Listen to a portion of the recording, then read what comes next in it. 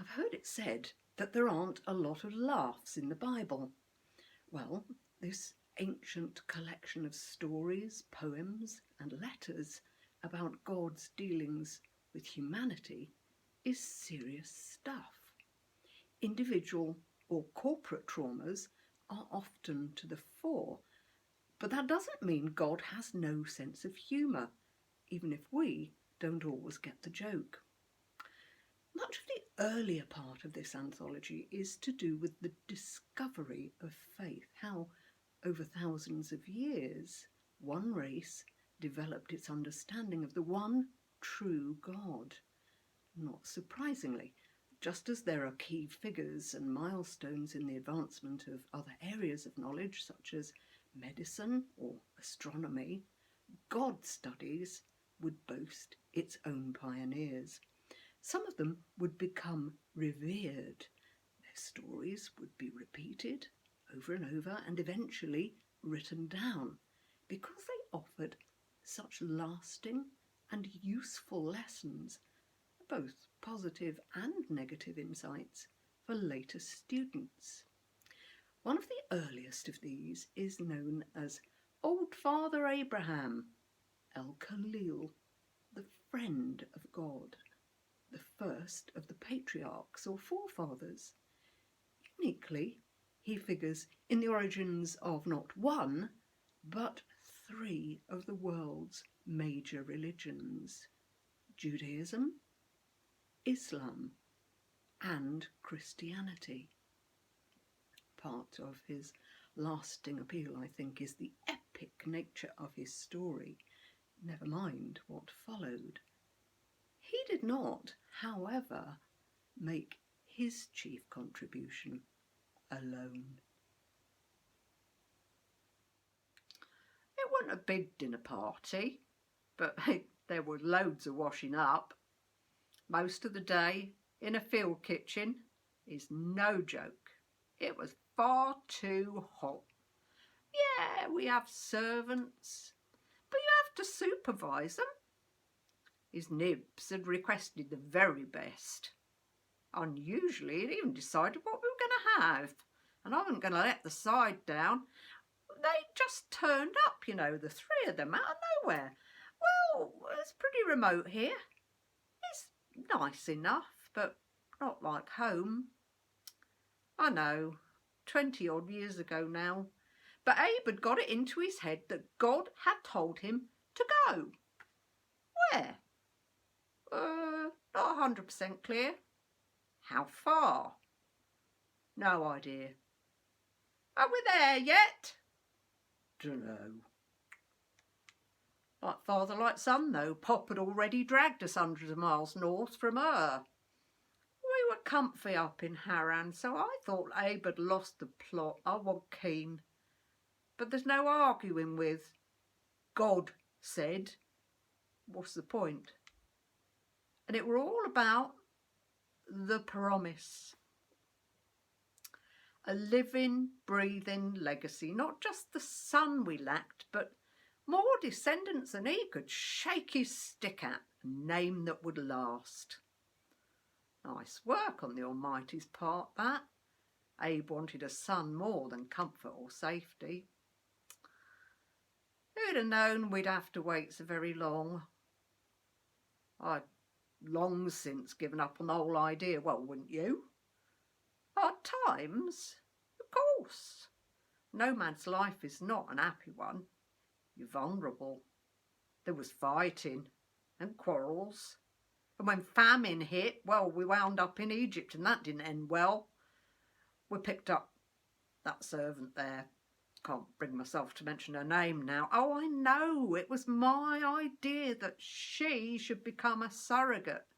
But that was standard practice. But honestly, I thought God had forgotten all about us. We were running out of time. And it was all my fault.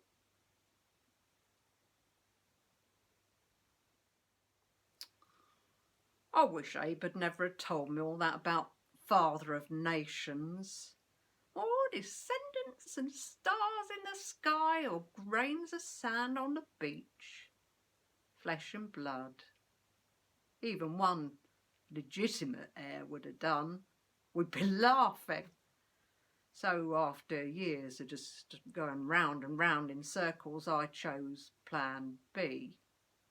Make her give the old man his son. Talk about smug.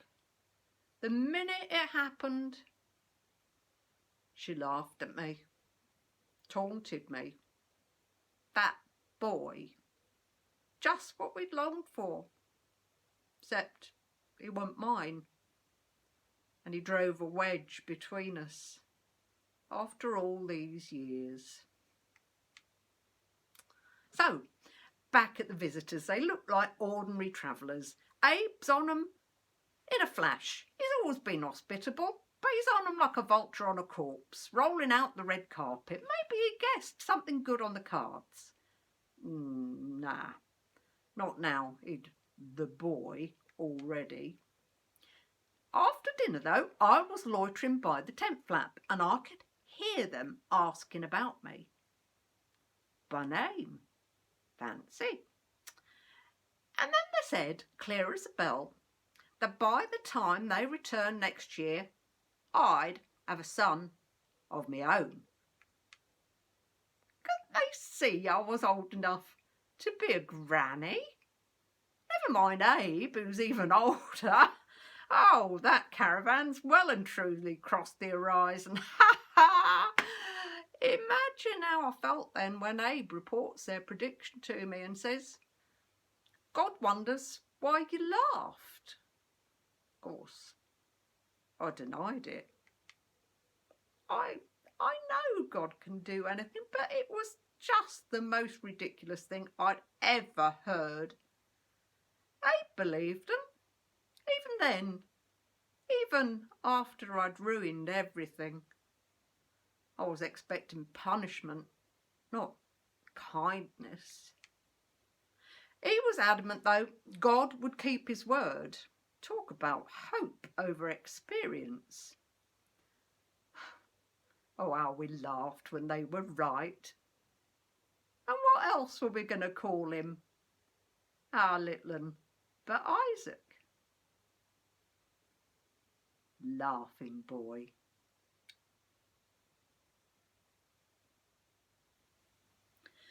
The time frame was not what Abraham or Sarah had in mind. After hundreds of miles and decades of ups and downs, Sarah decided to take things into her own hands. How else could they have a son now, let alone those countless descendants? After all they'd discovered about their eternal friend, both feared some things were beyond even his powers. Carted around the Middle East by her ever God-friendly husband, failing to deliver, Sarah must have felt like excess baggage. And when facilitating an illegitimate heir almost made things worse, Sarah, a shamefully unproductive wife, assumed she would be a laughing stock for all time. But she was wrong. The impossible is God's speciality. Remember the resurrection? At last, it was time then for Sarah to share Abraham's trust, to discover that she was also loved, that her pain and desperation mattered, and that her own part in God's plan was no less vital than her husband's. And with the arrival of their precious bundle of joy, doubtless she also found that she who laughs last, laughs longest.